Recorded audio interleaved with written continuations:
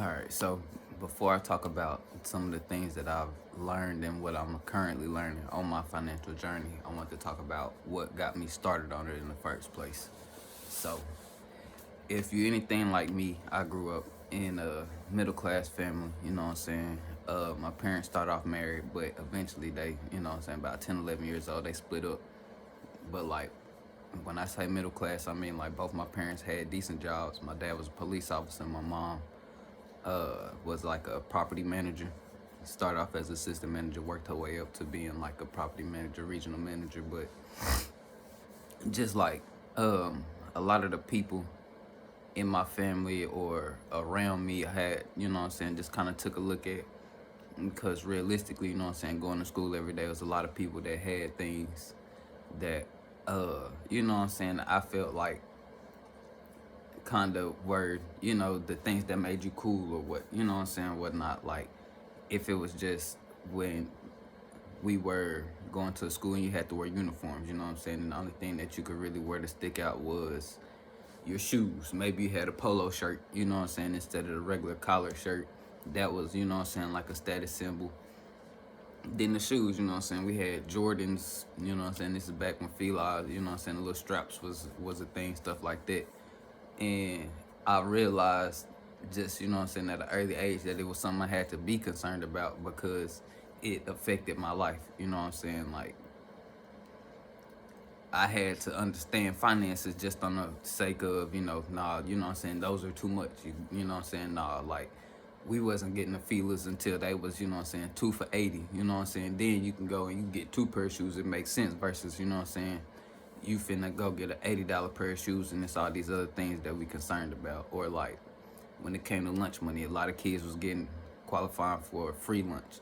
Now, because we was somewhere in the middle, just, you know what I'm saying, once we started living just off my mom's income specifically, as far as the paperwork and stuff that was getting filed, it was one of those like, okay, you gonna have to, like, I had to learn how to budget, you know what I'm saying? Like, you had snack bar, you had regular line. I had to figure out, oh, okay, bet, like, you know what I'm saying? If I want to eat snack bar, at first I was just doing it, you know what I'm saying, trying to keep up with everybody else in the class, you know what I'm saying. Okay, bet, they go in and get Bosco sticks with cheese, or, you know what I'm saying, a slice of pizza, a sandwich, whatever it was. I had to learn how to start budgeting that, you know what I'm saying. So we had reduced lunch, which means it was cheaper than regular lunch, which also at the same time, me and my mom knew how long that was supposed to last. So I knew, if, you know what I'm saying, a slice of pizza cost $1, but we had reduced lunch, reduced breakfast, which was like 40 cents. All right, well then realistically, I'm gonna have to, like, I might have to skip breakfast. You know what I'm saying? It's not nothing spectacular that we eat, no way. You know what I'm saying? And then for lunch, I get a slice of pizza. You know what I'm saying? Now that's only 20 cents extra that I'm spending. You know what I'm saying? Finagling it like that.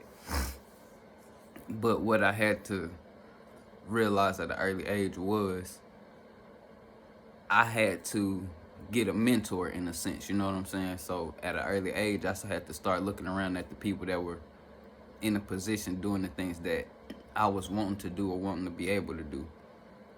And thankfully for me, I had an uncle who was in finances, and he was actually a CFO of hospitals. So basically, all he did was he would go to a hospital and get their finances in order. So if they were in debt, if they were in the negative, whatever the case may be, he would get in there and he'd start, you know what I'm saying, running the numbers, finding different suppliers for, you know what I'm saying, food and supplies, whatever the case may be.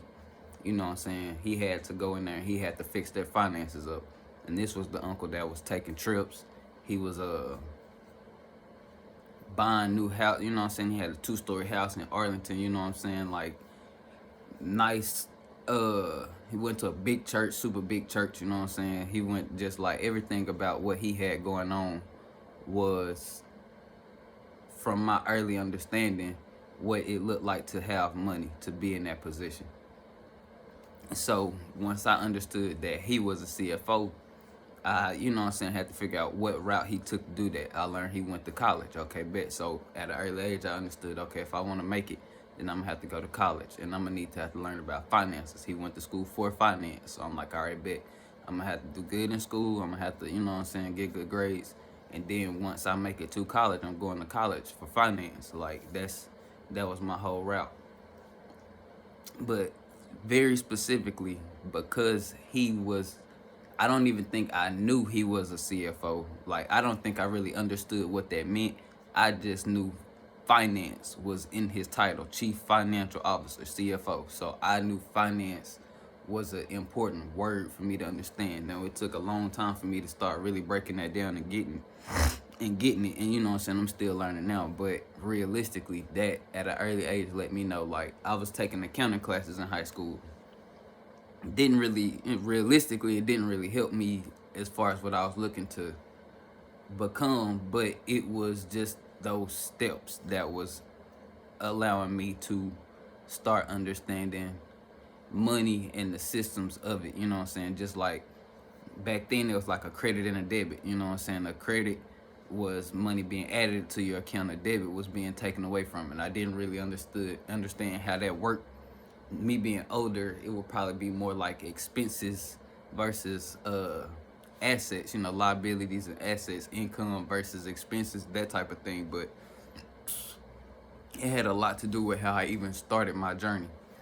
When I went to college, only did a semester. I went to UNT. When I finally made it to UNT, I had to pick my major.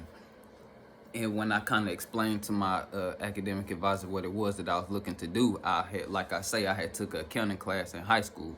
So I went into it thinking more of an accountant role, because now I had grew a little bit more in my understanding as far as like finance. In my mind, wasn't a job as far as my understanding. So I knew it had to be something in finance. So that was where an accountant came up. That was the only thing that I could associate with that job title and what I was looking to become. Now, when I made it to college, thankfully, you know what I'm saying, the conversations that I had with my academic advisor, they let me know accounting, was actually too specific of a major. They're like, if you learn accounting, you'll be an accountant.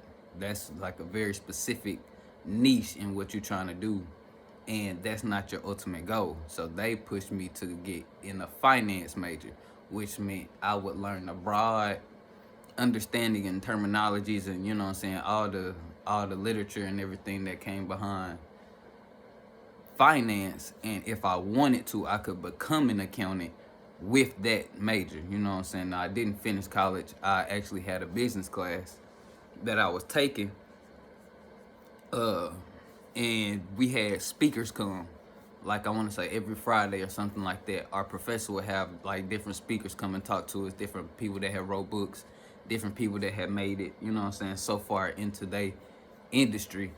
And what really led to it, I already wasn't, like, I worked through high school, like, and going to college, you know what I'm saying. If you've been in college and you coming from where I'm coming from, then it's not like I knew kids whose parents were sending them, you know what I'm saying, X amount, you know, they get hundreds of dollars. They got their parents' debit card or credit card or something, you know what I'm saying. They going to eat Whataburger and stuff like that. I'm getting $20, maybe $50 sent every so often.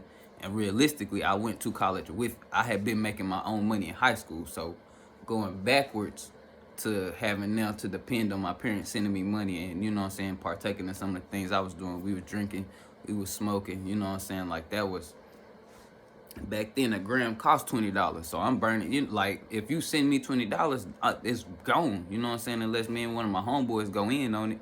That's 10 a piece, and now I gotta use this $10 like I was doing in elementary and in middle school, trying to budget it out. All right, now we finding the cheapest places to eat, you know, who offering student discounts on the food and stuff like that. Make sure we going to the cafes, using our, you know what I'm saying, little credits that we got from our plan that we made with the school as far as eating at the union and stuff like that. But like, I had to I was already accustomed to a certain lifestyle from me working on my own and getting a paycheck every 2 weeks. And you know what I'm saying, how much money I got depended on how much I worked.